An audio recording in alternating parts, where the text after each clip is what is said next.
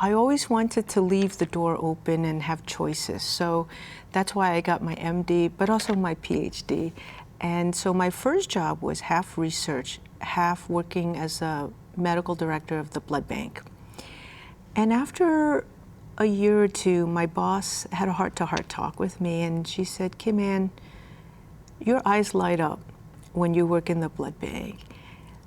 Maybe that's where you need to spend your life, is to follow your heart. And that was the hardest decision that I ever made, to close my research lab and follow my heart. And I've never looked back, and here I am running the blood bank of Hawaii. Ever since she was a teenager, Kim-Anh Nguyen wanted to make medical research her career. Her parents told her they didn't want her to become a kooky, nerdy scientist, but she became a scientist anyway.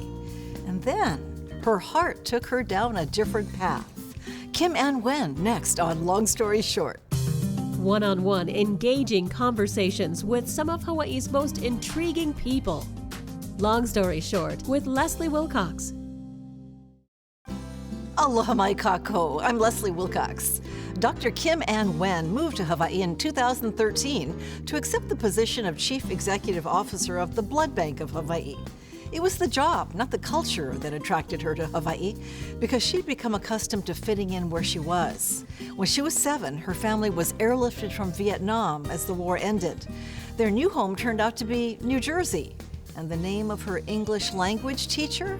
PBS Children's Programming. I was actually born in what's now Ho Chi Minh City. Back then it was Saigon, South Vietnam. And I lived in a suburb until 7 years old, till 1975. And it was a normal childhood. We had an outhouse. We did not have indoor plumbing. And we had a real honest-to-goodness ice box. I would go down the street and pick up a block of ice and put it in our ice box, and that was our refrigerator. Voila, icebox. That's right. You mentioned it was a calm suburb, so no signs of war raging around you? I mean, that was the time. So that was the beauty. Until the day I left Vietnam, Leslie, I never saw a gun. And my father had been in the military and had been drafted. My cousins were in the military. But for me, it was just life as normal, and I never saw any violence. Not till the end. How fortunate. And in the end, you mentioned you left at 7. That was under duress. So we were one of the families that were airlifted out in a helicopter. We were so fortunate. My mother was a secretary for an American company. And after they evacuated their American staff, a few of them were able to sponsor local staff. And so my parents heard one day, take a small suitcase, take your immediate family, show up at the airport with a little bit of money, and that's it. And then next day we knew we left everybody, we left everything, and we all stood out on the tarmac, and a big helicopter came down. We piled in, and that's how we left Vietnam. Was it one of those scenes that we have seen in the old footage where people were trying to get in and get up into the chopper? Fortunately, Leslie, we weren't that last cohort out, but people were clamoring, and so that was the first time I ever saw a gun. And it was a man who pulled out a gun to keep the peace and quiet, and it was scary. We all huddled on the tarmac, and then the big, loud helicopter came, and it was a cargo helicopter, and we all piled into the cargo bay, and off it went. So you couldn't tell family members outside your immediate family that you were leaving forever? No. That must have been really hard. I remember my last thought before getting on the helicopter, not about my family, not about Vietnam, but that I was sad that I would never see my grandparents again. So they left without knowing? They weren't told, we have to steal out in the middle of, of this? They knew.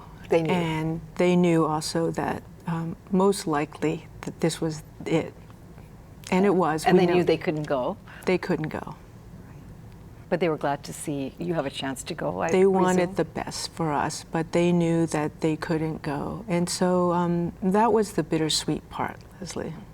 Did they survive?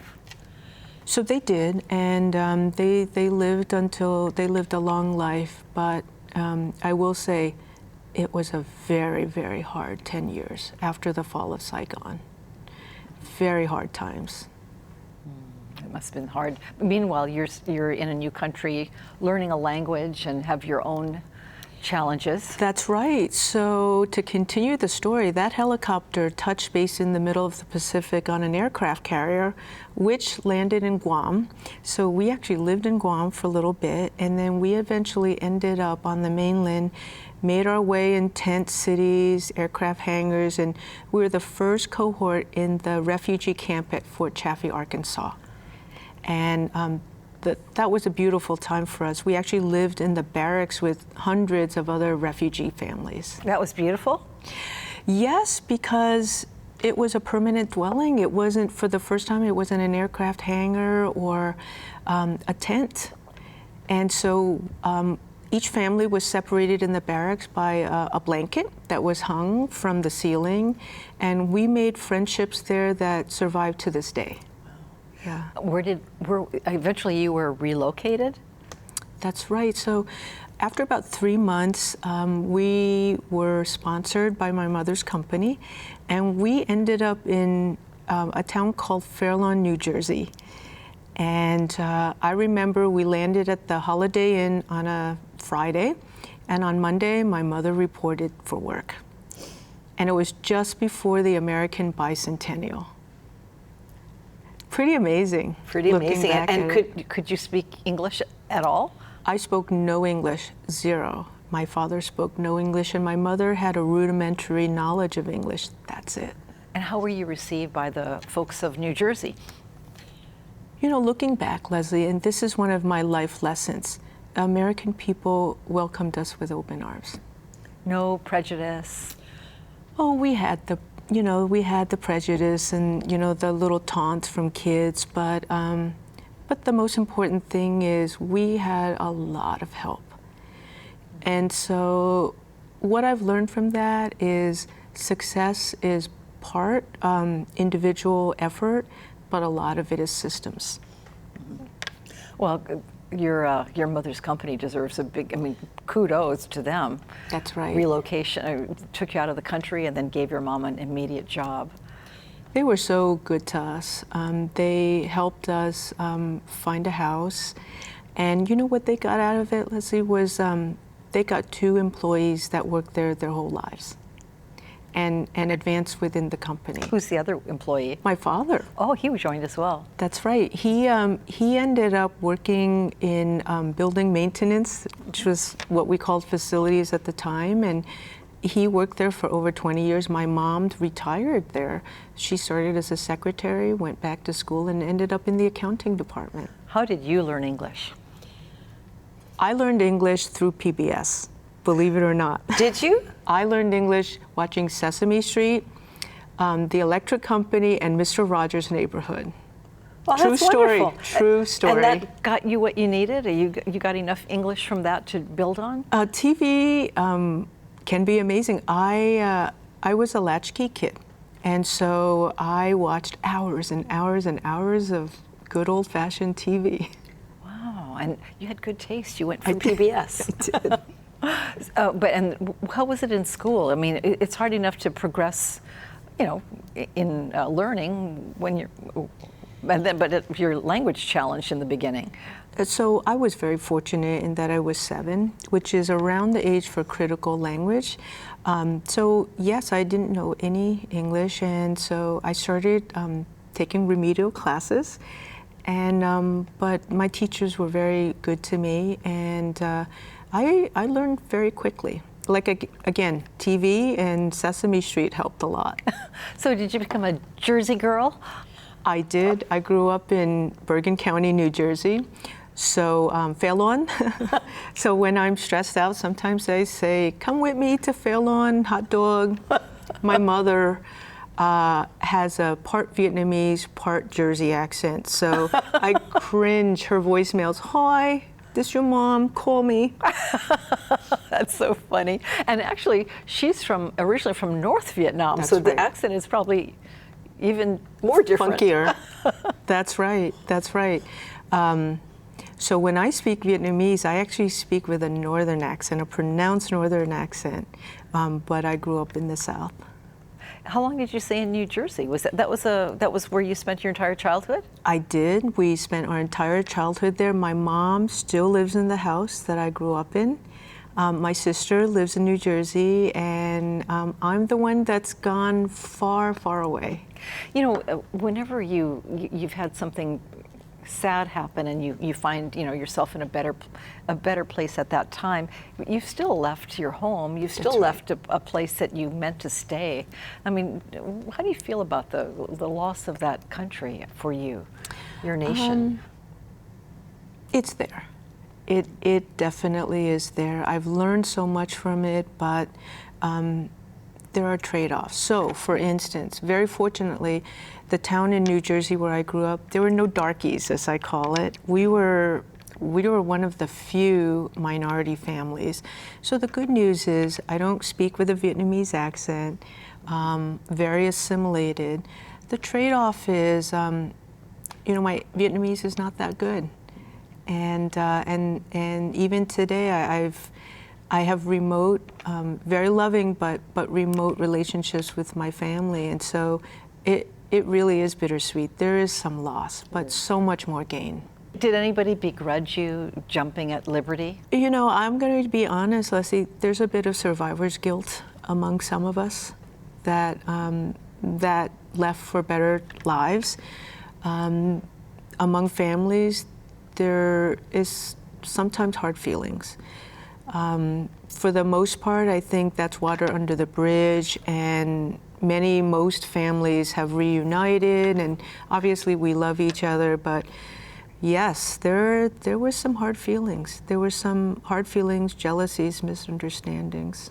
And there were some Vietnamese who left and resettled in America who didn't have as much success as you did. They struggled here. Again, this is where I want to reiterate how much welfare, religious groups, programs, support systems really matter. They really do. And so not everybody had that support network, that safety network.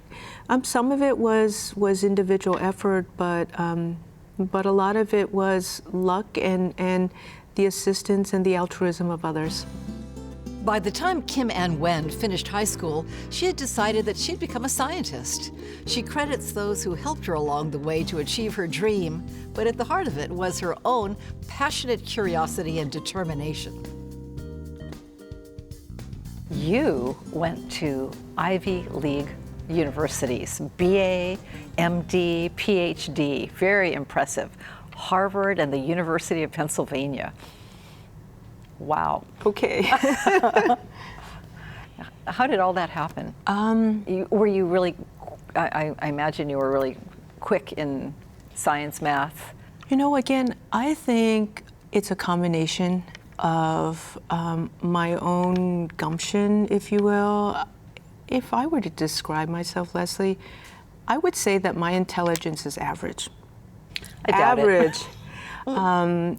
I don't have a lot of talent. I'm not a great artist or an athlete.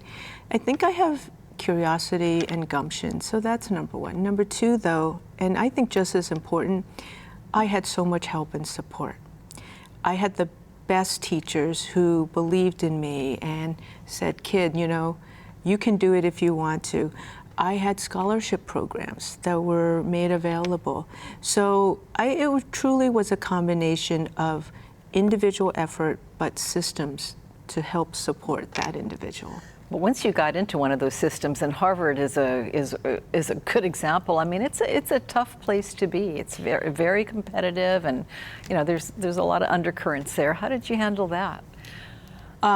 Well, you'll laugh, but freshman year I lived with 3 or 4 other women, and 4 out of the 5 of us got a letter that said, you are in danger of failing at least one class. Can you imagine? So yes, it was a tough place, and it was a real wake-up call. But we all woke up, and we realized that it's not just hard work, but also learning the system and learning ourselves. And all four of us that got that letter turned it around and have since done very well. Did you know what you wanted to do when you started college? I did know that I wanted to become a scientist and just learn how the human body works. Because you said you're curious. That's right. Yep.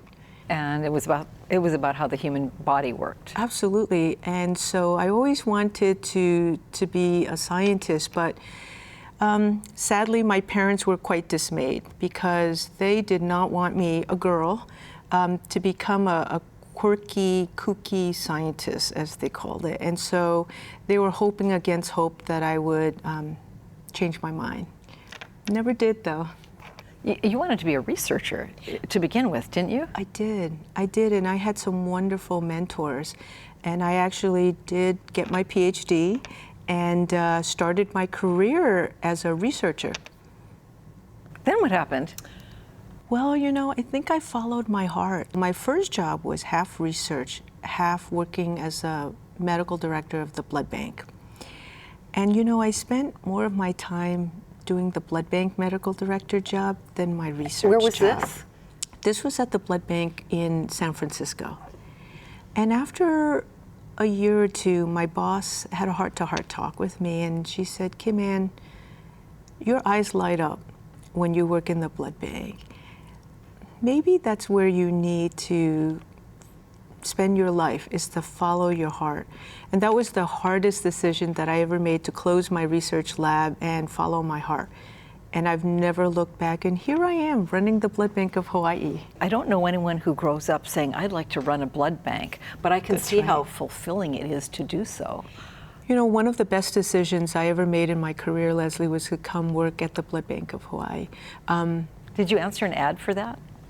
I was actually fortunate to be recruited to work here. I had never been to Hawaii before interviewing for this job. And that was 5 years ago? 5 years. Here I am, 5 years later. I'm raising my family here. And I see firsthand how this community supports its blood program. And I am thrilled to work here. It's a fantastic opportunity. What did you experience as you moved here for the first time, took a job here?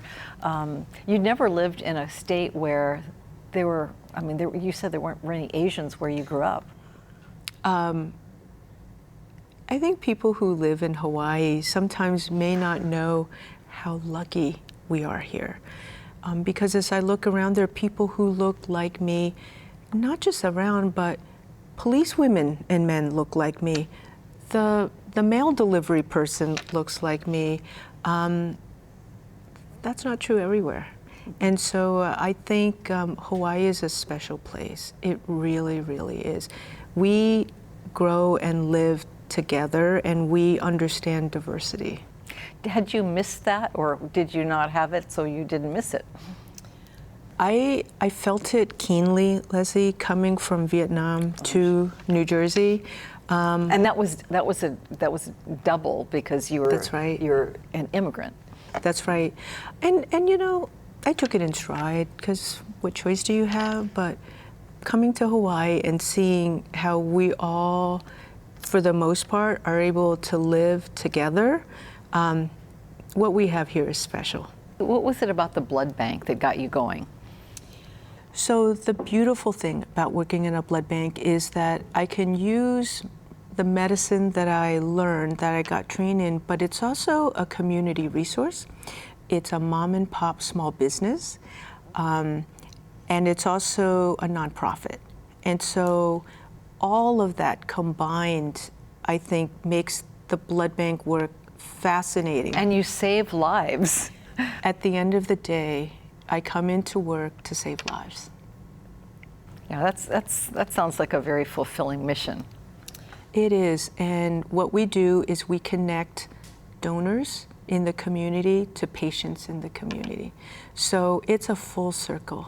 Hawaii depends on 200 people every day rolling up their sleeve. The blood supply is precious and is perishable and fragile. What's the most rare type? So Hawaii, actually the Blood Bank of Hawaii, has the nation's largest repository of a very, very rare type called JK3. And it's more commonly seen in Polynesians. So most people don't realize that we are getting asked for this very, very precious, rare blood from the mainland all the time. And if something were to happen to Blood Bank of Hawaii, the nation would lose this very, very rare blood type. And do you ever use it up here? Is it really in short supply here? All the time.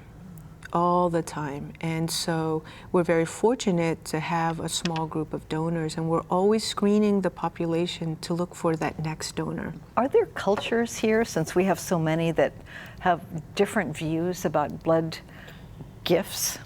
Absolutely. So there are certain myths that are more predominant in certain ethnicities or cultures. And one of them is my own culture, Vietnamese and Chinese. Many of my people believe that we're born with a finite amount of blood in our bodies. That's not true. And that if we donate blood or even give a blood sample, that's one less pint of blood I have. Fortunately, that's not true. Our body is constantly renewing that. But it takes real education to overcome that myth. So do you have a smaller percentage of Vietnamese and Chinese givers? So, you know, the beautiful thing about Hawaii is our donor population much more mirrors our patient population. But you're right, we have an opportunity to grow our minority donors. We do not pay our blood donors. And most people think it's because we're trying to save money, we're a nonprofit. That's not the reason. It's safety. People who donate out of the goodness of their hearts are a different profile than people who donate for money. And so we do not pay our blood donors for the safety of the blood supply. So the cost of the blood bags, the staffing, all of the testing that we do, we put that cost onto the hospitals, and we charge a processing fee. But we are a nonprofit, so just a tiny little margin goes into improving our program. I look at what you started out to do and what you're doing now, and it really, I mean, it's just incredibly different from what you started out to do, even when you said, I'll be the medical director of the San Francisco Blood Bank. Well, when I was a kid, I always pretended that I was a guest star in the Donnie and Marie show, believe it or not. And I look back at that and some of the hobbies that I have. I guess in a way it's prepared me to be out there in the front and connecting with people. And yes, I'm a nerd, but I love connecting with people. I don't know how many nerds are really good ballroom dancers, which you Oh, are. wow. How did that happen? You're a ballroom dancer. You've guessed my secret. That's actually a real passion and joy of mine is ballroom dancing. I did not go into it with, believe it or not, with the approval of Mom and Dad.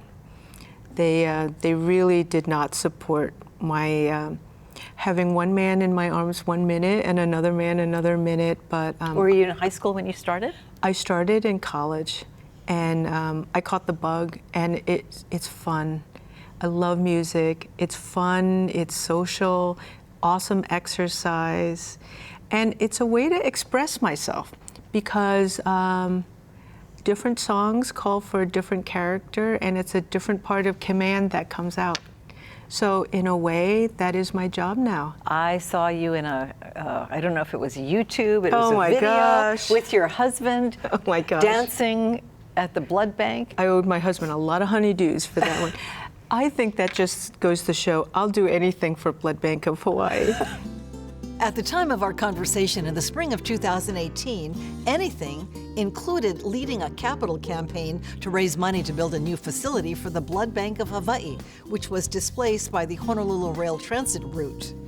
Mahalo to Vietnam-born, New Jersey-raised, Hawaii resident Dr. Kim-Anh Nguyen of Honolulu for sharing your life stories with us. And mahalo to you for joining us.